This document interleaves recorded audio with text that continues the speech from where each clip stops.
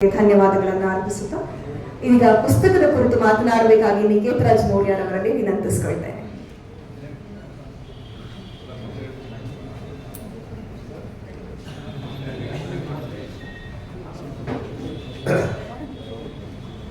ವೇದಿಕೆ ಮೇಲೆ ಇರುವಂತಹ ನನ್ನ ಪ್ರೀತಿಯ ನಾಯಕರಾಗಿರುವಂತಹ ಸಂತೋಷ್ ಲಾಡ್ ಅವರು ಕೇವಲ ಸಿನಿಮಾ ನಟರಾಗಿ ಬಹಳಷ್ಟು ಜನರಿದ್ದಾರೆ. ಆದರೆ ನಿಜ ಜೀವನದಲ್ಲಿ ನಾವು ಸಿನಿಮಾದಲ್ಲಿ ನೋಡ್ತಿರ್ತೀವಿ ಅನ್ಯಾಯದ ವಿರುದ್ಧ ಹೋರಾಟ ಮಾಡೋದು ಮಾತಾಡೋದನ್ನ. ಅವರೆಲ್ಲ ಸಿನಿಮಾ ನಟರು ಹೀರೋಗಳಂತೆ ನಟಿಸುವವರು.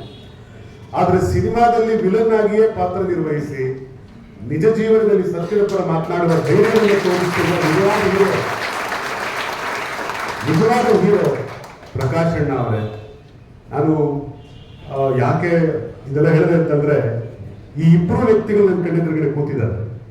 ಒಂದ್ ಕಡೆ ಸಂತೋಷ್ ಅಣ್ಣ ಇದೆ, ಸಂತೋಷ್ ಲಾಡ್ ಇದೆ. ಬಹಳ ವರ್ಷಗಳ ಕಾಲ ಅವ್ರಿಗಿರುವಂತ ಅಪಾರವಾದ ಸಾಮರ್ಥ್ಯದ ನಡುವೆ ಕೂಡ ಅವ್ರು ಇಷ್ಟು ದಿವಸ ಮಾತಾಡ್ತಿರ್ಲಿಲ್ಲ. ಸಡನ್ ಆಗಿ ಅವ್ರು ಮಾತಾಡೋಕೆ ಶುರು ಮಾಡಿದ ನಂತರ ಯಾವ ರೀತಿಯ ಸಂಚಲನ ಸೃಷ್ಟಿಯಾಗಿದೆ ಅಂತಂದ್ರೆ, ಕರ್ನಾಟಕ ರಾಜ್ಯದೊಳಗಡೆ ನಿಜವಾಗಿಯೂ ಕೂಡ ಒಬ್ಬ ಸಮರ್ಥವಾದಂತ ಒಬ್ಬ ರಾಜಕೀಯ ರಂಗದಲ್ಲಿದ್ದು ಇಷ್ಟೆಲ್ಲ ಮಾತನಾಡೋದಕ್ಕೆ ಹೆದರ್ತಾರೆ. ಐಟಿ ರೈಡ್ ಆಗುತ್ತೆ, ಸಿಬಿಐ ರೈಡ್ ಆಗುತ್ತೆ, ಇಡಿ ರೈಡ್ ಆಗುತ್ತೆ. ಆದ್ರೆ ಸಂತೋಷ್ ಲಾಡ್ ಅವ್ರ ಬಗ್ಗೆ ಸಂತೋಷ ಏನು ಅಂತಂದ್ರೆ, if I am corrupt, if Rahul Gandhi was corrupt, ನೀವು ಯಾಕೆ ರೈಡ್ ಮಾಡಲಿಲ್ಲ ಇಲ್ಲಿವರೆಗೆ ಅಂತ ಹೇಳಿ ಸವಾಲು ಹಾಕಿ ಪ್ರಶ್ನೆ ಕೇಳುವಂತ ಎದುರಾಗ್ತದೆ. ಬಹುಶಃ ಮಹೇಂದ್ರ ಕುಮಾರ್ ಅವ್ರಿಗಿದ್ದದ್ದೇನು ಅಂತಂದ್ರೆ, ಅವ್ರ ಆಸ್ತಿ ಬಹಳ ದೊಡ್ಡ ಓದಲ್ಲ ಸರ್, ತುಂಬಾ ಓದಿರ್ಲಿಲ್ಲ ಮಹೇಂದ್ರ ಕುಮಾರ್ ಅವ್ರು PUC ಅಷ್ಟೇ ಅಂದ್ಕೊಡ್ತೀನಿ ನಾನು. ಸೊ ಅಲ್ಲ ಸುಧೀರ, ಸೊ ಜಾಸ್ತಿ ಓದಿರ್ಲಿಲ್ಲ. ಆದ್ರೆ ಆ ಮನುಷ್ಯನಿಗೆ ಸಾಮರ್ಥ್ಯ ಏನು ಅಂತಂದ್ರೆ, ಸತ್ಯ ಏನು ಅಂತ ಅರ್ಥ ಮಾಡ್ಕೊಳ್ಳೋದು ಗೊತ್ತಿತ್ತು, ಮತ್ತು ಯುವಕರು ದಾರಿ ತಪ್ಪಬಾರ್ದು ಅನ್ನೋದ್ರ ಬಗ್ಗೆ ಒಂದು ಸ್ಪಷ್ಟವಾದಂತ ಒಂದು ಆಲೋಚನೆ, ಚಿಂತನೆ ಇತ್ತು, ಮತ್ತು ಸತ್ಯವನ್ನ ನಿರ್ಭಯವಾಗಿ ಮಾತನಾಡುವಂತ ಧೈರ್ಯ ಇತ್ತು. ಸೊ ಹೀಗಾಗಿ ಮಹೇಂದ್ರ ಕುಮಾರ್ ಅವರ ಪುಸ್ತಕದ ಬಿಡುಗಡೆಗೆ ಇವರಿಬ್ಬರು ಬಂದಿರೋದು ಖಂಡಿತವಾಗಿಯೂ ತುಂಬಾ ಆಪ್ಟ್ ಆಗಿದೆ ಅಂತ ನಾನು ಭಾವಿಸ್ಕೊಳ್ತೇನೆ. ಹಾಗೆ ಮಹೇಂದ್ರ ಕುಮಾರ್ ಅವರ ಜೊತೆಗೆ ಬಹಳ ವರ್ಷಗಳ ಕಾಲ ಹೋರಾಟ ಮಾಡಿ ಬಜರಂಗ ದಳಿಗಳ ಪಾಲಿಗೆ ಮತ್ತು RSS ನವರ ಪಾಲಿಗೆ ನೀಲಿ ಕಣ್ಣಿನ ಹುಡುಗ ಅಂತ ಕರೆಸ್ಕೊಂಡಿದ್ದವ್ರು ಯಾರಾದ್ರೂ ಇದ್ರೆ ಅದು ಸುಧೀರ್ ಮುರಳಿ ಅವರು. ಸೊ ಆ ಮನುಷ್ಯ ಕೂಡ ಬಹುಶಃ ಮಹೇಂದ್ರ ಕುಮಾರ್ ಅವ್ರಿಗಿಂತಲೂ ಮುಂಚೆ, ನನಗಿಂತಲೂ ಮುಂಚೆ ಹೊರಗಡೆ ಬಂದು ಯಾವುದು ಸತ್ಯ ಯಾವುದು ಮಿಥ್ಯ ಅನ್ನೋದನ್ನ ಅರ್ಥ ಮಾಡಿಕೊಂಡು ಯುವಕರು ಕಣ್ ತೆರೆಸಿದ್ರು. ಅವರ ಜೊತೆಗೆ ಇವತ್ತು ವೇದಿಕೆ ಮೇಲೆ ಅವರದೇ ಕ್ಷೇತ್ರದ ಪಕ್ಕದ ಕ್ಷೇತ್ರದ ನಯನ ಮೋಟಮ್ಮ ಇದ್ದಾರೆ, ಬಾಲನ್ ಸರ್ ಇದ್ದಾರೆ, ಅವರು ಕೂಡ ಅಷ್ಟೇ ನಿರ್ಭಯೆಯಿಂದ ಸಮಾಜದಲ್ಲಿ ಮಾತನಾಡ್ತಾ ಇದ್ದಾರೆ. ಸೊ ಮುನೀರ್ ಕಾಟಿಪಳ್ಳ ಅಣ್ಣ ಇದ್ದಾರೆ. ಯಾಕೆ ನಾನು ಈ ಸಂದರ್ಭದಲ್ಲಿ ಮಾತಾಡ್ಲೇಬೇಕು ಅಂತಂದ್ರೆ, ಇವರವತ್ತು ಜನನುಡಿ ಅಂತ ಒಂದು ಕಾರ್ಯಕ್ರಮ ಮಾಡಿದ್ರು, ನೀವು ಬಂದಿದ್ರಿ ಸರ್. ಆ ಕಾರ್ಯಕ್ರಮದಲ್ಲಿ ನಾನು, ಸುಧೀರಣ್ಣ ಮತ್ತು ಮಹೇಂದ್ರ ಕುಮಾರ್ 3 ಜನ ಹೋಗಿ ಭಾಗವಹಿಸಿದ್ವಿ. ಭಾಗವಹಿಸುವಾಗ ನಮ್ಗೆಲ್ಲ ಇದ್ದಿದ್ದೇನು ಅಂದ್ರೆ, ನಮ್ಮ ಮಾತು ಇವರೆಲ್ಲ ಕೇಳಿಸ್ಕೊತಾರೆ, ಭಾರಿ ಇಂಟೆಲೆಕ್ಚುಯಲ್ಸ್, ಬಹಳ ಪುಸ್ತಕಗಳನ್ನು ಬರೆದವರು, ಹೋರಾಟಗಳನ್ನು ಮಾಡಿದವರು, ನಮ್ಮ ಮಾತು ಇವರೆಲ್ಲ ಕೇಳಿಸ್ಕೊಡ್ತಾರ ಅಂತ ನಾವು ಯೋಚನೆ ಮಾಡ್ತಾ ಇದ್ವಿ. ಆದ್ರೆ 2ನೇ ದಿವಸ ನಮ್ಮ ಅಧಿವೇಶನ ಇತ್ತು. 2ನೇ ದಿವಸ ನಾವು ಯಾವ ತರ ಕಾಣ್ತಾ ಇದ್ವಿ ಅಂದ್ರೆ, ಸರ್ಕಸ್ ಅಲ್ಲಿ ಕರಡಿಗಳನ್ನ ನೋಡಕ್ ಜನ ಹೆಂಗ್ ಕೂತಿರ್ತಾರೋ ನಮ್ 3 ಜನ ನೋಡಕ್ ಹಂಗೆ ಕೂತ್ಕೊಂಡಿದ್ವಿ. ಸೊ ಹೀಗಾಗಿ ಅವತ್ತು ನಮಗೆ ನಮ್ಮೊಳಗಡೆ ಇದ್ದಂತ ಸತ್ಯ ಮತ್ತು ಅಸತ್ಯದ ನಡುವೆ ಒಂದು ಸ್ಪಷ್ಟವಾದ ಗೆರೆ ಗೊತ್ತಾಯ್ತು. ನಾವೆಲ್ಲ ಅದೇ ಹಿನ್ನೆಲೆಯಿಂದ ಕೋಮುವಾದವನ್ನೇ ತಲೆ ತುಂಬಿಕೊಂಡು ಬಂದಿದ್ದ ಹುಡುಗರು ಕಡೆಗೆ ಯಾವ್ದು ಸತ್ಯ, ನಾವೇನ್ ತಪ್ಪು ಮಾಡಿದ್ವಿ ಅಂತ ಅರ್ಥ ಆದ್ಮೇಲೆ ನಮ್ಮನ್ನ ಕರೆದು ಮೊಟ್ಟ ಮೊದಲಿಗೆ ವೇದಿಕೆ ಕೊಟ್ಟವರು ಬಹುಶಃ ಅವತ್ತು ಜನನುಡಿಯ ವೇದಿಕೆ. ಅವತ್ತು ಇದೇ ನವೀನ್ ಸುರಿಂಜಿ ಅವರಿದ್ರು, ಮತ್ತು ಇದೇ ನಮ್ಮ ಮುನೀರ್ ಕಾಟಿಪಳ್ಳ ಅವರಿದ್ರು, ಮತ್ತು ಬಸವರಾಜ್ ಸುಳಿಬಾವಿ ಸಾಹೇಬರಿದ್ದಾರೆ, ಸೊ ನವೀನ್ ಸರ್ ಇದ್ದಾರೆ. ಇವರೆಲ್ಲರೂ ಕೂಡ ವೇದಿಕೆಯಲ್ಲಿ ಕೂತು ಈ ಕಾರ್ಯಕ್ರಮವನ್ನು ನೆರವೇರಿಸಿಕೊಡ್ತಾ ಇದ್ದಾರೆ. ವೇದಿಕೆ ಮೇಲೆ ಎಷ್ಟು ಜನ ಇದ್ದಾರೋ ಅಷ್ಟೇ ಪ್ರಖರವಾಗಿ ಆಲೋಚನೆ ಮಾಡ್ತಾ ಮಹೇಂದ್ರ ಕುಮಾರ್ ಅವರ ಒಡನಾಡಿಗಳು, ನಮ್ಮ ಧ್ವನಿಯ ಎಲ್ಲ ಯುವಕ ಮಿತ್ರರು ಇಲ್ಲಿದ್ದಾರೆ. ನಾವೆಲ್ಲರೂ ಯೋಚನೆ ಮಾಡಿ, ಬಹುಶಃ ಮಹೇಂದ್ರ ಕುಮಾರ್ ಅವ್ರಿಗೆ ಈ ಪುಸ್ತಕವನ್ನ ಬರೋದಕ್ಕೆ ನಾನು ಅಂದ್ಕೊಂಡಿದ್ದೀನಿ, ನವೀನ್ ಸುರಿಂಜಿ ಅವರಿಗೆ ಇದರೊಳಗೆ ನನ್ನ ಒಂದು ಸಣ್ಣ ಪಾತ್ರ ಇದೆ. ಯಾಕೆ ಅಂದ್ರೆ, ಮಹೇಂದ್ರ ಕುಮಾರ್ ಅವರು ತಮ್ಮ ಜೀವನ ಚರಿತ್ರೆಯನ್ನು ಬರೀಬೇಕು ಅಂತ ಅವರೇ ತೀರ್ಮಾನ ಮಾಡ್ಕೊಂಡು, ಅವ್ರಿಗೆ ಯಾವಾಗಲೂ ನನ್ನ ಕರೆ ಕೂರ್ಸ್ಕೊಂಡು, ನಿಕೇತ್ ನನ್ನ ಕತೆ ಹೇಳ್ಬೇಕಂಡ್ರಿ, ಯಾರಾದ್ರೂ ಬರೀಬೇಕು. ನಾನು ಹೇಳಿದೆ, ನಾನು ಮಾತಾಡೋ ಬೇಕಾಗಿಲ್ಲ ಅಂತ. ಕಡೆಗೆ 1 ಜನ ಬರಹಗಾರನ ಕರೆ ಕೂರಿಸಿದ್ವಿ. ಅವರು ಮಹೇಂದ್ರ ಕುಮಾರ್ ಅವರ ವೇಗಕ್ಕೆ ಅವರು ಫೋರ್ಸಿಗೆ ಸೂಟ್ ಆಗ್ತಿರ್ಲಿಲ್ಲ. ಕಡೆಗೆ ಮಹೇಂದ್ರ ಕುಮಾರ್ ಏನ್ ಮಾಡಿದ್ರು ಅಂತಂದ್ರೆ, ನನ್ನ ಬದುಕು ದಾಖಲೆ ಆಗಬೇಕು ಅಂತ ಯೋಚನೆ ಮಾಡಿದ ವ್ಯಕ್ತಿ ತಾನು ಹೆಂಗೆ ಕೋಮುವಾದಿಯಾದ. ಯಾಕೆಂದ್ರೆ ಯಾರು ಕೋಮುವಾದಿಗಳಾಗ್ತಿದ್ದಾರೆ?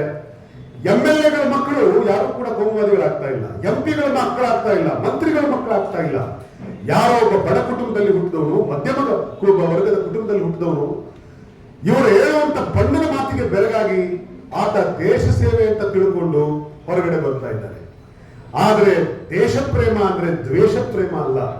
ಪ್ರೀತಿ ಮಾಡೋದು ದೇಶ ಪ್ರೇಮ, ದ್ವೇಷ ಮಾಡೋದು ದೇಶ ದ್ರೋಹ ಅನ್ನುವಂತ ಸ್ಪಷ್ಟ ಪರಿಕಲ್ಪನೆ ಇಟ್ಕೊಂಡು ಯುವಕರಿಗೆ ಬುದ್ಧಿ ಹೇಳುವವರು ಇಲ್ಲದ ಕಾಲದಲ್ಲಿ ತಾನು ಅನುಭವಿಸಿದಂತಹ ಎಲ್ಲಾ ನೋವು, ತಾನು ತಿಂದಂತಹ ಎಲ್ಲಾ ಪೆಟ್ಟು, ತಾನು ಹೋದಂತ ಎಲ್ಲಾ ಮೋಸಗಳ ಬಗ್ಗೆ ಒಂದು ಸ್ಪಷ್ಟತೆ ಇಟ್ಕೊಂಡು ಮಹೇಂದ್ರ ಕುಮಾರ್ ಯುವಕರಿಗೆ ಹೇಳಬೇಕು ಅಂತ ಹೊರಗಡೆ ಬಂದರು. ಯಾವ ಬಜರಂಗ ದಳವನ್ನ ಇಡೀ ಕರ್ನಾಟಕ ತುಂಬಾ ಮಿಂಚಿನಂತೆ ಸಂಚರಿಸಿ ಮಹೇಂದ್ರ ಕುಮಾರ್ ಕಟ್ಟಿದ್ರೋ, ಅದೇ ಮಹೇಂದ್ರ ಕುಮಾರ್ ಇಡೀ ಕರ್ನಾಟಕ ತುಂಬಾ ಸಂಚರಿಸ್ತಾ ಇದೆಲ್ಲ ಭ್ರಮೆಗೊಳಗಾಗಿ ನೀವು ಬದುಕನ್ನು ಕಳ್ಕೊಳ್ಬೇಡಿ, ನೀವು ಸತ್ಯದ ಪರ ನಿಂತ್ಕೊಳ್ಳೋಣ, ಪ್ರೀತಿಯ ಸಮಾಜವನ್ನು ಕಟ್ಟೋಣ ಅಂತ ಹೇಳಿ ಎಲ್ಲ ಕಡೆ ಮತ್ತೆ ಅದೇ ವೇಗದ ಸುತ್ತಾಡೋಕೆ ಶುರು ಮಾಡಿದೆ. ಬಹುಶಃ ನಾವು ನೋಡ್ತಾ ಇದ್ದೀವಿ ಏನು ಅಂತಂದ್ರೆ, ಯಾವಾಗ್ಲೂ ಮಹೇಂದ್ರನ ಒಂದು ಮಾತು ಹೇಳ್ತಾ ಇದ್ರು, ನೋಡ್ರಿ ಈ ಮಣ್ಣೊಳಗಡೆ ಯಾರು ತುಂಬಾ ಕಾಲ ದ್ವೇಷ ಮಾಡ್ಕೊಂಡು ಬದುಕಕ್ಕಾಗಲ್ಲ, ಅದನ್ನು ಒಪ್ಪಲ್ಲ ಇದೆಲ್ಲ ಅಂತ. ಇತಿಹಾಸ ನೋಡಿದ್ರೆ ಅದು ಸತ್ಯ. ಒಬ್ಬ ಕಳತನ ಮಾಡ್ತಿದ್ದವನು, ಒಬ್ಬ ಮೋಹನ್ ದಾಸ ಆಗಿದ್ದವನು ಮಹಾತ್ಮ ಗಾಂಧಿಯಾಗಿ ಬದಲಾಗ್ತಾನೆ. ಚಂಡಾಲ ಅಶೋಕನಾಗಿದ್ದವನು ದೇವನಾಂಪುರಿ ಅಶೋಕನಾಗಿ ಬದಲಾಗ್ತಾನೆ. ಚಂದ್ರಗುಪ್ತ ಮೌರ್ಯ ಇಡೀ ಭಾರತವನ್ನ ತನ್ನ ಖಡ್ಗದ ಮೊನೆಯನ್ನ ತೋರಿಸಿ ಆ ಚಾಣಕ್ಯ ಹೇಳ್ಕೊಟ್ಟಂತ ಎಲ್ಲ ತಂತ್ರಗಳನ್ನ ಅನುಸರಿಸಿ ರಾಜ್ಯವನ್ನು ಗೆದ್ದ ಮೇಲೆ ಕೂಡ ಎಲ್ಲಾ ಬಿಟ್ಟು ಕರ್ನಾಟಕದಲ್ಲಿ ಬಂದು ಶ್ರವಣ ಬೆಳಗೊಳದಲ್ಲಿ ಸನ್ಯಾಸಿಯಾಗಿ ಅವನು ಸಲ್ಲೇಖನ ವ್ರತ ಆಚರಣೆ ಮಾಡಿ ಸಾಯ್ತಾನೆ. ನಾನು ಮಾಡಿದ್ದು ತಪ್ಪು ಅನ್ನೋ ಅರಿವಿನೊಂದಿಗೆ ಸಮಾಜಕ್ಕೆ ಸತ್ಯ ಹೇಳಬೇಕು ಅಂತ ಹೊರಗಡೆ ಬರ್ತಾನೆ. ಅಂದ್ರೆ ಆ ಕಾಲದಿಂದಲೂ ಕೂಡ ಇವತ್ತಿನವರೆಗೆ ಯಾರು ಕ್ರೌರ್ಯವನ್ನ ಜಾಸ್ತಿ ದಿವಸ ಅಪ್ಕೊಂಡು ಬದುಕೋಕ್ ಸಾಧ್ಯ ಇಲ್ಲ ಅನ್ನುವಂತ ಮಾತಿನ ಮುಂದುವರೆದಂತ ಭಾಗವೇ ನನಗನ್ಸುತ್ತೆ ಅದು ಮಹೇಂದ್ರ ಕುಮಾರ್ ಅವರು ನಮ್ಮ ಕಣ್ಮುಂದೆ ಇವತ್ತು ಈ ಪುಸ್ತಕವಾಗಿ ಬಂದು ಕೂತ್ಕೊಂಡಿದ್ದಾರೆ. ಮಹೇಂದ್ರ ಕುಮಾರ್ ಈ ಪುಸ್ತಕ ಬರೀತೀನಿ ಅಂತ ಹೇಳಿದಾಗ ನಮ್ಗೇನದು ಬಹಳ ಸೀರಿಯಸ್ ಆಗಿ ಅದು ಬಹಳ ಇಷ್ಟವಾದಂತ ಸಂಗತಿ ಆಗಿರಲಿಲ್ಲ. ಸರ್, ಮಹೇಂದ್ರ ಕುಮಾರ್ ಈ ಪುಸ್ತಕ ಬರೀತೀನಿ ಅಂತ ಹೇಳಿದ ನಂತರ ಕೂಡ ಮಹೇಂದ್ರ ಕುಮಾರ್ ಅವರು ಒಂದ್ಸರ್ತಿ ಅವತ್ತು ಭಾಸ್ಕರ್ ರಾವ್ ಅವರು ಬೆಂಗಳೂರು ಸಿಟಿ ಕಮಿಷನರ್ ಆಗಿದ್ರು, ಸ್ವಲ್ಪ ಆತ್ಮೀಯತೆ ಇತ್ತು ಇವ್ರ ಜೊತೆಗೆ. ಇವ್ರ ಮನೆಗೆ ಬರ್ತಿದ್ರು. ಅವ್ರು ಹೇಳಿದ್ರು, ಸರ್ ಹಿಂಗೆ ನನ್ನ ಪುಸ್ತಕ ಬರೀತಾ ಇದ್ದೀನಿ, ನನ್ನ ಜೀವನ ಚರಿತ್ರೆ ನಾನೇ ಹೇಳ್ತೀನಿ, ಹುಡುಗರು ಓದೋರಿಗೆ ಅರ್ಥ ಆಗ್ಬೇಕು ಅಂತ ಹೇಳ್ತೀನಿ, ಬರೀತಾ ಇದ್ದೀನಿ. ಭಾಸ್ಕರ್ ಅವರು ಬಾಯಿ ತಪ್ಪೊಂದು ಮಾತಂದ್ರು, ರೀ ಮಹೇಂದ್ರ, ಸಾಲ ವಹಿಸಿಕೊಂಡ್ರಿ ಪುಸ್ತಕ ಬರೆಯೋದು ಅವ್ರ ಜೀವನ ಚರಿತ್ರೆ, ನೀನು ಯುವಕ ನೀನ್ ಯಾಕೆ ಬರೀತೀಯ ಅಂತ ಬಾಯಿ ತಪ್ಪಿಯೋ ಏನೋ ಮಾತು ಅಂದ್ಬಿಟ್ರು. ಒಂದ್ಸರ್ತಿ ಅಂದ್ರೆ ಯಾವ್ದೋ ದುರುದ್ದೇಶಪೂರ್ವಕವಾಗಿ ಹೇಳಿದಲ್ಲ, ಇನ್ನು ಬಹಳ ಕಾಲ ಇದೆ ಪುಸ್ತಕ ಬರೆಯಕ್ಕೆ, ಈಗಲೇ ಯಾಕೆ ಬರೀತೀಯ ಅಂತ. ಆದ್ರೆ ಮಹೇಂದ್ರ ಕುಮಾರ್ ಎಷ್ಟು ಅವಸರದಲ್ಲಿ ಹೇಳಿದ್ರು ಅಂದ್ರೆ ನಾವೆಲ್ಲ ಬಹಳ ಸಮಾಧಾನವಾಗಿ ಮಾತಾಡ್ತೇವೆ, ಎಲ್ರಿದೆ ಟೈಮು ಅಂತ ಮಾತಾಡ್ತಾ ಇದ್ದೀವಿ. ಆ ಮನುಷ್ಯನ ಸ್ವಭಾವವೇ ಸಿಟ್ಟು. ಬಹುಶಃ ಈ ನಾಳೆ ಬೆಳಗ್ಗೆಗೆ ಬದಲಾವಣೆ ಆಗ್ಬಿಡ್ಬೇಕು ಅನ್ನುವಂತ ವೇಗ, ಆವೇಶ, ಸಿಟ್ಟು. ಸೊ ಹೀಗಾಗಿ ಬಹಳ ವೇಗದಲ್ಲಿ ಬಿದ್ದವರಂತೆ ಪುಸ್ತಕ ಬರೆಯೋಕೆ ಶುರು ಮಾಡಿದ್ರು. ಆ ಪುಸ್ತಕ ಪೂರ್ಣ ಆಗಲಿಲ್ಲ. ಮಹೇಂದ್ರ ಕುಮಾರ್ ಬದುಕು ಅರ್ಥ ಆಯ್ತು, ಅವ್ರು ಮಾಡಕ್ ಹೊರಟ ಕೆಲಸವೂ ಅರ್ಥ ಆಯ್ತು. ಆದ್ರೆ ನಮಗ್ ಸುಮ್ಮನೆ ಕೂತ್ಕೊಳ್ಳಕ್ ಆಗ್ಲಿಲ್ಲ. ಯಾಕೆಂದ್ರೆ ಮಹೇಂದ್ರ ಅಣ್ಣನಿಗೆ ಒಂದ್ ತಟ್ಟೆಲಿ ಊಟ ಮಾಡಿದೀವಿ, ಜೊತೆಗೆ ರಾಜ್ಯ ಸುತ್ತಿದೀವಿ, ಮನೇಲಿ ಒಬ್ಬ ಅಣ್ಣ ತಮ್ಮ ಪ್ರೀತಿ ಮಾಡೋಷ್ಟು ಪ್ರೀತಿ ಮಾಡಿದೀವಿ. ನಮ್ಮೆಲ್ಲ ನೋವು ಆತ ಒಬ್ಬನಿಗೆ ಗೊತ್ತಿದ್ದು. ಪ್ರತಿ ದಿವಸ ದಿನಕ್ಕೆ 3 ಸರ್ತಿ ಫೋನ್ ಬರ್ತಾ ಇತ್ತು. ಇಂಥ ಮನುಷ್ಯರು ಕಳ್ಕೊಂಡ್ಮೇಲೆ ನಮ್ಗೆ ಅನ್ಸಿದ್ದು ಒಂದೇನು ಅಂದ್ರೆ ಈ ಪುಸ್ತಕ ಅಂದ್ರೆ ಅವರ ಕನಸಾಗಿ ಉಳಿಬಾರ್ದು. ಕಡೆ ಪಕ್ಷ ಆ ಮನುಷ್ಯನ ಬದುಕು ದಾಖಲಾಗಬೇಕು. ಹತ್ತಾರು ಜನ ಅನ್ಯಾಯದ ಮಾರ್ಗವನ್ನ ಗೊತ್ತಿಲ್ಲದೆ ತಿಳಿದಿರುವಂತ ಯುವಕರಿಗೆ ಒಬ್ಬ ಹಿರಿಯಣ್ಣ ಕಿವಿಚಿಮಿಟಿ ಬುದ್ಧಿ ಹೇಳೋ ತರ ಮಹೇಂದ್ರ ಕುಮಾರ್ ಬುದ್ಧಿ ಹೇಳಬೇಕು. ಆ ಪುಸ್ತಕ ಹೊರಗಡೆ ಬರಬೇಕು ಅಂತ ಯೋಚನೆ ಮಾಡಿದ್ವಿ. ಅವತ್ತು ಯೋಚನೆ ಮಾಡಿದಾಗ ನನ್ನ ಕಣ್ಣಿಗೆ ಕಂಡಂತ ಒಬ್ಬ ಬರಹಗಾರ ಯಾರು ಅಂತಂದ್ರೆ ಅದು ನಮ್ಮ ನವೀನ್ ಸೂರಿಂಜೆ ಅವರು. ಯಾಕೆ ನವೀನ್ ಸೂರಿಂಜೆ ಅಂತಂದ್ರೆ ನನಗೆ ಮಹೇಂದ್ರ ಕುಮಾರ್ ಹಲವಾರು ಸರ್ತಿ ಮಾತಾಡಬೇಕಾದ್ರೆ ನವೀನ್ ಸೂರಿಂಜೆ ಅವ್ರ ಬಗ್ಗೆ, ಇವ್ರು ಕೊಟ್ಟ ಕಾಟದ ಬಗ್ಗೆ ಹೇಳ್ತಾ ಇದ್ರು. ಆತ ಬಜರಂಗದವರು, ಇವರು ಕಮ್ಯುನಿಸ್ಟ್ ಹಿನ್ನೆಲೆಯಿಂದ ಬಂದವರು. ಜೈಲೊಳಗಡೆ ಮಹೇಂದ್ರ ಕುಮಾರ್ಗೆ ಗುಂಡು ತುಂಡುಗಳು ಸಪ್ಲೈ ಆಗ್ತಿದ್ದಾವೆ. ಜೈಲೊಳಗಡೆ ಮಹೇಂದ್ರ ಕುಮಾರ್ಗೆ ಇದು ಎಲ್ಲಾ ರೀತಿಯಾದ ಎಂಟರ್ಟೈನ್ಮೆಂಟ್ ಸಿಗ್ತಾ ಇದೆ. ಜೈಲೊಳಗಡೆ ಮಹೇಂದ್ರ ಕುಮಾರ್ ಸೆಲ್ಲಲ್ಲಿ ಮಲಗ್ತಾ ಇಲ್ಲ, ಜೈಲ್ ಸೂಪರ್ಡೆಂಟ್ ನ AC ಹಾಲ್ ಅಲ್ಲಿ ಮಲಗ್ತಾ ಇದ್ದಾರೆ. ಇಂಥ ಪತ್ರಗಳನ್ನೆಲ್ಲ ಇಂಥ ಪತ್ರಿಕಾ ವರದಿಗಳನ್ನೆಲ್ಲ ಇವರು ಮಾಡಿದ್ರ ಫಲವಾಗಿ ಇವರು ಹೇಳಿದ್ದೆಲ್ಲವೂ ಸತ್ಯವೇ. ಮಹೇಂದ್ರ ಕುಮಾರ್ ಜೈಲಲ್ಲಿದ್ರು, ರಾಜನಾಗಿಯೇ ಇದ್ದಂತ ಮನುಷ್ಯ ಜೈಲೊಳಗಡೆ ರಿಯಲ್ ಸೆಲ್ ಅಲ್ಲಿ ಸೊಳ್ಳೆ ಕೈ ಕಳಿಸ್ಕೊಂಡು ಈ ರೀತಿಯಾಗಿ ಬದುಕಬೇಕಾದಂತಹ ಅನಿವಾರ್ಯತೆ ಸೃಷ್ಟಿಯಾಗಿತ್ತು. ಯಾವ ಮಹೇಂದ್ರ ಕುಮಾರ್ಗೆ ವಿರುದ್ಧವಾಗಿ ಅವತ್ತು ನವೀನ್ ಸೂರಿಂಜೆ ಬರೆದಿದ್ರು, ಅದೇ ನವೀನ್ ಸೂರಿಂಜೆ ಅವರು ನಮ್ಮ ಮಹೇಂದ್ರ ಕುಮಾರ್ ಬದಲಾದ ನಂತರ ಆ ಬದಲಾದ ಧ್ವನಿಗೆ ವೇದಿಕೆಯನ್ನು ಕೊಟ್ಟರು. ಇವತ್ತು ಮಹೇಂದ್ರ ಕುಮಾರ್ ಅವರ ಕನಸು ಅರ್ಥವಾಗಿದ್ದಂತ ಕನಸನ್ನ ಪೂರ್ಣಗೊಳಿಸುವ ಪ್ರಯತ್ನಕ್ಕೆ ಕೂಡ ಶಕ್ತಿಯನ್ನು ಕೊಟ್ಟವರು ಇದೇ ನವೀನ್ ಸೂರಿಂಜೆ ಅವರು. ಅಂದ್ರೆ ನಾನು ಯಾಕೆ ಹೇಳ್ತೀನಿ ಅಂದ್ರೆ ವಿಧಿ, ಡೆಸ್ಟಿನಿ ಯಾವ ರೀತಿ ಯಾರ್ಯಾರನ್ನ ಹೆಂಗೆ ಬದಲಾಯಿಸ್ಬಿಡುತ್ತೆ ಅನ್ನೋದಕ್ಕೆ ಇದೊಂದು ಉದಾಹರಣೆ. ಇವತ್ತಿಗೂ ಹೇಳ್ತಾ ಇದ್ದೀನಿ, ಅನುಮಾನಿಸಬೇಡಿ. ಬಹಳಷ್ಟು ಜನ ಈ ಕೋಮುವಾದಿ ಚಿಂತನೆಗಳನ್ನ, ಮೊನ್ನೆ ಪ್ರಕಾಶ್ ರಾಜ್ ಸಾಹೇಬರು ಮಾತಾಡ್ಬೇಕಾದ್ರೆ ನಾನು ಕೇಳಿಸ್ಕೊಂಡೆ, ಅವ್ರು ಹಿಂದೂ ಆಗಿರ್ಲಿ, ಅವ್ರು ಮುಸಲ್ಮಾನ ಆಗಿರ್ಲಿ, ಆದ್ರೆ ತಲೆಯೊಳಗಡೆ ವಿಷ ತಂದುಕೊಂಡಿದ್ರೆ ಅವ್ರನ್ನ ಬೆಂಬಲಿಸೋ ಹಾಗಿಲ್ಲ, ಅದನ್ನ ನಾನು ವಿರೋಧಿಸ್ತೇನೆ ಅಂತ. ಸೊ ಈ ರೀತಿ ಮೇಲೆ ತೋರಿಕೆಗೆ ಯಾವುದೋ ಒಂದು ಸಂಘಟನೆಯ ಒಳಗಡೆ ಕೂತಿರುವಂತ ಅನೇಕ ಜನರಿಗೆ ದ್ವಂದ್ವ ಶುರುವಾಗಿದೆ. ಆದ್ರೆ ಅವ್ರಿಗೆ ಸತ್ಯವನ್ನು ಹೇಳಿ ಹೊರಗಡೆ ಕರ್ಕೊಂಡು ಬರೋದಕ್ಕೆ ಯಾರೂ ಕಣ್ಣಿಗೆ ಕಾಣ್ತಾ ಇಲ್ಲ. ಬಹುಶಃ ನನಗೆ ಗೊತ್ತಿದ್ದಂತೆ ಮಹೇಂದ್ರ ಕುಮಾರ್ ಅವರು ಅನೇಕ ಜನ ಸಂಘ ಪರಿವಾರದಲ್ಲಿ ಇದ್ದಂಥವ್ರನ್ನ, ಇವ್ರ ಜೊತೆ ಹೋರಾಟ ಮಾಡಿದವ್ರಿಗೆ ಸತ್ಯ ಅರಿವಾದವ್ರನ್ನ ಕರೆದು ಒಂದು ವೇದಿಕೆ ಮೇಲೆ ನಿಲ್ಲಿಸುವಂತ ಪ್ರಯತ್ನದೊಳಗಡೆ ಇದ್ರು. ಅಂತ ಅನೇಕ ಮಾತುಕತೆಗಳು ನನ್ನ ಸಮ್ಮುಖದಲ್ಲಿ ನಡೀತಾ ಇತ್ತು. ಆದ್ರೆ ಮಹೇಂದ್ರ ಕುಮಾರ್ ಅವರ ದುರಂತ ಏನು ಅಂತಂದ್ರೆ, ಅದೆಲ್ಲವೂ ಮಹೇಂದ್ರ ಕುಮಾರ್ ದುರಂತ ಅಲ್ಲ, ನಮ್ಮ ಸಮಾಜದ ದುರಂತ, ಅಥವಾ ನಮ್ಗೆಲ್ರಿಗೂ ಆ ದುರಂತ ಏನು ಅಂತಂದ್ರೆ, ಅವರೆಲ್ಲರೂ ನಾವು ಹೊರಗಡೆ ಬರ್ತೀವಿ ಅಂತ ಹೇಳುವಷ್ಟರೊತ್ತಿಗೆ ಮಹೇಂದ್ರ ಕುಮಾರ್ ನಮ್ಮನ್ನೆಲ್ಲ ಬಿಟ್ಟು ದೂರ ಹೋಗ್ಬಿಟ್ಟಿದ್ರು. ಸೊ ಮಹೇಂದ್ರ ಕುಮಾರ್ ರಾಜಕೀಯ ಯಾಕೆ ಮಾತು ಹೇಳ್ತೀನಿ ಅಂದ್ರೆ, ಆಗ್ಲೇ ಹೇಳ್ತೀವಿ, ಜೈಲಿಂದ ಬರ್ಬೇಕಾದ್ರೆ ನೂರಾರು ಜನ ಹೊರಗಡೆ ಮಹೇಂದ್ರ ಕುಮಾರ್ನ ಸ್ವಾಗತಿಸೋಕೆ 1000 ಜನ ಕಾಯ್ತಿದ್ರು ಅಂತ. ಮಹೇಂದ್ರ ಕುಮಾರ್ ಅವತ್ತು ಜೈಲಿಂದ ಹೊರಗಡೆ ಬಂದ ದೃಶ್ಯ ಇದೆ, ನೀವು ಯಾರಾದ್ರೂ ಗಮನಿಸಿದ್ರೆ, ಆತನ ಮೇಲೆ ಹೂವಿನ ರಾಶಿಗಳನ್ನ, ಹಾರಗಳನ್ನು ತಂದು ಹಾಕ್ತಾ ಇದ್ರು. ಆತನ ಹಾರಗಳನ್ನ ಕಿತ್ತು ಪಕ್ಕಕ್ಕೆ ಎಸಿಬೇಕಾದ್ರೆ ಹಿಡ್ಕೊಳಕ್ಕೊಬ್ಬ ನಿಂತ್ಕೊಂಡಿದ್ದ, ಅವನೊಬ್ಬ MP ಆತ. ಇವ್ರು ಮೈ ಮೇಲೆ ಬೀಳ್ತಿದ್ದ ಹಾರಗಳನ್ನ ಬಿಸಾಡಬೇಕಾದ್ರೆ ಹಿಡ್ಕೊಳಕ್ಕೊಬ್ಬ ನಿಂತ್ಕೊಂಡಿದ್ದವ್ರು ರಾಜ್ಯದಲ್ಲಿ ಮಂತ್ರಿ ಆದ, ಅಂತವ್ರಿಬ್ಬರು ಮಂತ್ರಿಗಳಾದರು. ಆದ್ರೆ ದುರಂತ ಏನು ಅಂದ್ರೆ, ಮಹೇಂದ್ರ ಕುಮಾರ್ ಆ ನಂತರವೂ ಕೂಡ ಬಜರಂಗ ದಳವನ್ನು ಎದುರಿಸೋದಕ್ಕೆ ಜನತಾ ದಳ ಸೇರ್ಕೊಂಡು, ಕುಮಾರಸ್ವಾಮಿ ಅವ್ರಿಗೆ ಏನಾದ್ರೂ ನಿಜವಾಗಿಯೂ ಒಂದಷ್ಟು ರಾಜಕೀಯ ಪ್ರಜ್ಞೆ ಅರಿವಿದ್ದಿದ್ರೆ ಅವ್ರು ಮಾಡ್ಬೇಕಿದ್ದ ಮೊದಲನೇ ಕೆಲಸ ಮಹೇಂದ್ರ ಕುಮಾರ್ಗೆ ಒಂದು ಒಳ್ಳೆ ಪ್ಲಾಟ್ಫಾರ್ಮ್ ಕೊಡಬೇಕಾಗಿತ್ತು.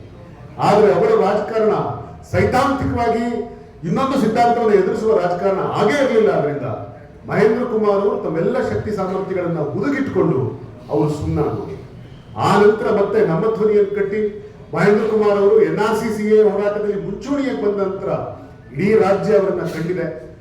ಆತ ನನ್ನ ಪ್ರಕಾರ ಒಬ್ಬ ಅಂಗುಲಿಮಾಲ, ಕತ್ತರಿಸಿ ಆ ಬೆರಳುಗಳನ್ನ ಮಾಲೆ ಹಾಕೊಂಡು ರುದ್ರಾವತಾರ ಮಾಡ್ತಾ ಇದ್ದಂತ ಅಂಗುಲಿಮಾಲನೊಬ್ಬ ಮುಂದೆ ನನ್ನದು ತಪ್ಪು ಅಂತ ಅರಿವಾಗಿ ಆತ ಪುಣ್ಯಾಕ್ಷನಾಗಿ ಬದಲಾದದ್ದನ್ನ ಸಮಾಜ ಕಂಡಿದೆ. ಅಂಗುಲಿಮಾಲ ಪುಣ್ಯಾಕ್ಷನಾಗಿ ಬದಲಾದ ಕಥೆ ನಡುಬಗಿಸದ ಎದೆಯ ಧ್ವನಿಯಾಗಿ ನಮ್ಮ ಕಣ್ಮುಂದೆ ಮೂಡಿದೆ. ದಯವಿಟ್ಟು ಈ ಪುಸ್ತಕ ಹೆಚ್ಚು ಜನ ಯುವಕರಿಗೆ ತಲುಪುವಂತಾಗ್ಲಿ. ಈ ಪುಸ್ತಕದಲ್ಲಿ ನಾನು ಅನೇಕ ಸರ್ತಿ ಮಾತು ಮುಗಿಸ್ಬಿಡ್ತೀನಿ. ಈ ಪುಸ್ತಕ ಅನೇಕ ಸಾರ್ತಿ ನಾನು ಅನ್ಕೊಂಡಿದ್ದೀನಿ, ಈ ಪುಸ್ತಕ ಇನ್ನೇನು ಕಂಪ್ಲೀಟ್ ಆಯ್ತು ಅಂತ ಇವರು ಅಣ್ಣ ಹೇಳಿದಾಗ, ಇಲ್ಲ ಇಲ್ಲ ಇಲ್ಲ ಇನ್ನೊಂದೆರಡು ಘಟನೆ ಇದೆ, ಆದಷ್ಟು ಪುಸ್ತಕ ಮುಂದೋಗಿ. ಸೊ ಇನ್ನೂ ಬಹುಶಃ ನನಗನ್ಸುತ್ತೆ ಈ ಪುಸ್ತಕ ಇನ್ನೊಂದು ಭಾಗ ಮೂಡಿ ಬರುತ್ತೆ, ಮತ್ತೊಮ್ಮೆ ಪ್ರಿಂಟ್ ಆಗಬೇಕಾದ್ರೆ ಇನ್ನೊಂದು ಭಾಗ ಇದರ ಜೊತೆಗೆ ಅನೇಕ ಚಿಂತನೆಗಳು ಸೇರ್ಕೊಂಡು ಮೂಡಿ ಬರುತ್ತೆ. ಇಷ್ಟು ಹೇಳ್ತಾ ಮತ್ತೆ ಹೇಳ್ತೀನಿ, ನಾನು ಮೇನ್ ಪೊಲಿಟಿಕಲ್ ರೀಸನ್ಸ್ ಏನಿಲ್ಲ, ಅವರೇ ನನ್ನ ಕ್ಷೇತ್ರದವರಲ್ಲ ಸಂತೋಷ್ ಲಾಡ್ ಅವರು. ಆದ್ರೆ ಒಂದಂತೂ ಏನು ಅಂದ್ರೆ, ಯುವಕರನ್ನ ಹಾದಿ ತಪ್ಪಿಸದ ರಾಜಕೀಯ ಮಾಡ್ತೀನಿ ಅಂತ ಬರುವಂತ ಯಾವುದೇ ಒಬ್ಬ ಸಾಮಾನ್ಯ ಹಿಂದುಳಿದ ಬಡವ ಹುಡುಗ ಒಬ್ಬ ರಾಜಕಾರಣ ಮಾಡ್ತೀನಿ ಅಂತ ಬಂದ್ರೆ ಮಾತು ಹೊರಟು, ಇದು ಸರ್ ನಿಮ್ಮಂಗೆ ಇಬ್ರು ಹೊರಟ್ರೆ ಸ್ವಲ್ಪ ಮಾತಾಡ್ಬೇಕಾದ್ರೆ ಮಾತು ಹೊರಟು ಅಲಸನಡಿದ್ದಂಗೆ ಹೊರಗೆಲ್ಲ ಮುಳ್ಳು ಒಳಗೆ ಸಿಹಿ, ಗುಬೇನ ಮಗನೇ ಅಂತ ಬೈದು ಬಿಡ್ತಾರೆ. ಆದ್ರೆ ಒಳಗಡೆ ಎಂದಿಗೂ ಕೂಡ ನಮ್ಮಂತ ಯುವಕರನ್ನ ದಿಕ್ಕು ತಪ್ಪಿಸಲ್ಲ, ಇದು ಸರಿ ಹಿಂಗ್ ಹೋಗು ಅಂತ ಹೇಳುವಂತ ಒಂದು ಅಣ್ಣನ ಗುಣ ಇದೆ ಸಂತೋಷ್ ಲಾಡ್. ಮಹೇಂದ್ರ ಕುಮಾರ್ ಅವರು ಯಾವ ಕೆಲಸವನ್ನ ಮಾಡಿ ಅರ್ಧಕ್ಕೆ ಬಿಟ್ಟು ಹೋದ್ರು, ಬಹುಶಃ ಅದೇ ದಾರಿಯೊಳಗಡೆ ನಾವೆಲ್ಲ ಬೇರೆ ಬೇರೆ ದಾರಿಯಲ್ಲಿ ನಡೀತಾ ಇದ್ರು ಕೂಡ ನಾವು ರೀಚ್ ಆಗೋ ಹೊರಟಿರೋ ಗುರಿ ಮಾತ್ರ ಒಂದೇ. ಆ ಗುರಿ ಯಾವುದು ಅಂದ್ರೆ, ಸಮಾಜದಲ್ಲಿ ಧರ್ಮ ಅಧರ್ಮ, ಈ ಮತ ಈ ಜಾತಿ ಅಂತ ಒಡೆದಾಡ್ತಿರುವವರ ನಡುವೆ ನಾವೆಲ್ಲರೂ ಕೂಡ ಮನುಷ್ಯರು, ನಾವು ಪ್ರೀತಿಯಿಂದ ಬದುಕೋಣ ಅನ್ನುವಂಥ ಭ್ರಾತೃತ್ವದ ಧ್ವನಿಗೋಸ್ಕರವೇ ನಾವೆಲ್ಲರೂ ಕೆಲಸ ಮಾಡ್ತಾ ಇದ್ದೀವಿ. ಈ ಕೆಲಸ ಇನ್ನೂ ಗಟ್ಟಿಯಾಗಲಿ. ನಮಸ್ಕಾರ.